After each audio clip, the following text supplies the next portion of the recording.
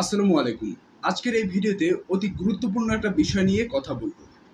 দেখুন, সারাদিনে ২৪ ঘন্টা অর্থাৎ দিন-রাত মিলিয়ে কিন্তু ২৪ ঘন্টা সময়।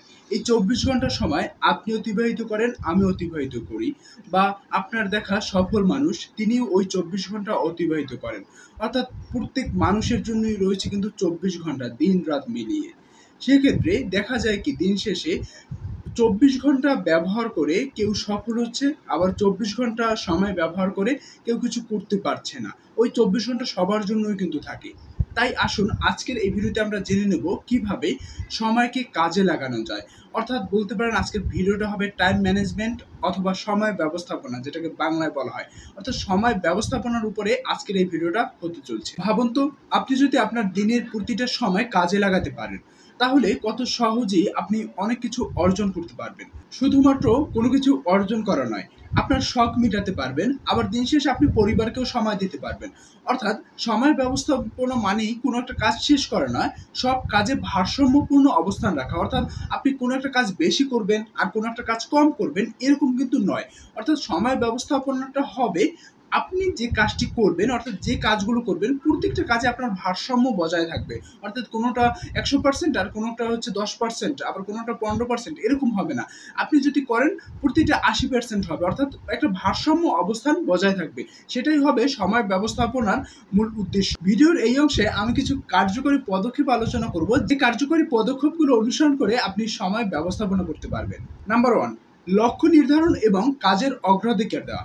দেখুন, আপনার একটা লক্ষ্য নির্ধারণ করতে হবে আপনি আগামী দিন কি কি কাজ করবেন। একটা চেকলিস্ট তৈরি করুন, যে কাজটা আপনার বেশি গুরুত্বপূর্ণ ওই কাজটা আপনি বেশি সময় দেন, এবং সেক্ষেত্রে হবে কি আপনার কাজের অগ্রাধিকার দেওয়া হবে। আপনি কোন কাজটাকে অগ্রাধিকার দিচ্ছেন।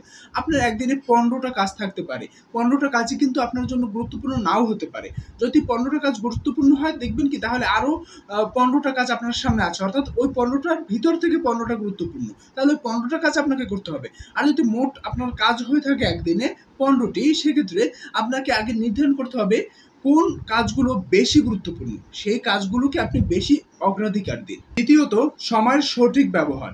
অর্থাৎ আপনি সময়ের সঠিক ব্যবহারটা করবেন।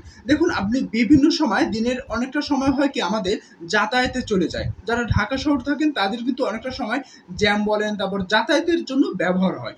সেক্ষেত্রে আপনি ওই যাতায়াতের সময়টায় অডিও বুক শুনতে পারেন, অথবা আপনি কোনো একটা শিক্ষামূলক আর্টিকেল পড়তে পারেন। সেক্ষেত্রে দেখবেন কি ওই যে বাসের যাতায়াতের সময়টায় ওই জার্নিটা আপনার কাছে হয়তোবা অনেক গুরুত্বপূর্ণ হয়ে যাবে, কারণ আপনি ওই সময়টায় কোনো একটা অডিও বুক শুনছেন।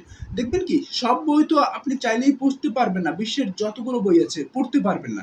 সেক্ষেত্রে আপনি চাইলে কিছু বই শুনে শুনেও শেষ করতে পারেন। তাহলে আপনার যে বাসের জার্নিটা, ওই জার্নিটা আপনি কিছু অডিও বুক শেষ করলেন। ৩ নাম্বার হচ্ছে কর্ম পরিবেশ তৈরি করুন। অর্থাৎ আপনি কোনো একটা কাজ করছেন, সেই কাজের সময় আপনার কর্মের পরিবেশটা, আপনার কাজের একটা পরিবেশ তৈরি করে নিন। ফর এক্সাম্পল, আপনি কোনো একটা কিছু পড়ছেন, পড়ার সময় আপনার ফোনের সোশ্যাল মিডিয়া যতগুলো সাইট আছে সেগুলোর নোটিফিকেশন অফ করে রাখুন। এবং এর ফলে হবে কি আপনি যখন ওই একটা আর্টিকেল পড়ছেন, ওই আর্টিকেলটা আপনার শেষ হয়ে যাবে খুব তাড়াতাড়ি। আর যদি দেখেন আর্টিকেল একটা পড়তে নিয়েছেন কিন্তু দিন শেষে আপনার একটা নোটিফিকেশন আসে, তখন কিন্তু আপনার মন চলে যাবে আপনার ফোনের ভিতরে, তখন কিন্তু আপনার মন ওই আর্টিকেলটাই থাকবে না। সেক্ষেত্রে আপনি যখন পড়তে বসবেন বা কোনো একটা কাজ করতে বসবেন, ওই কাজের একটা পরিবেশ তৈরি করে নিন।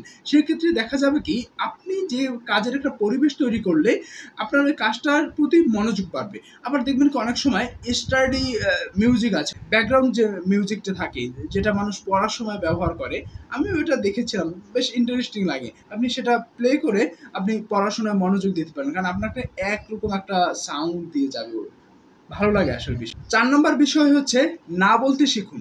দেখুন, না বলাটা আমাদের জীবনের জন্য কতটা গুরুত্বপূর্ণ।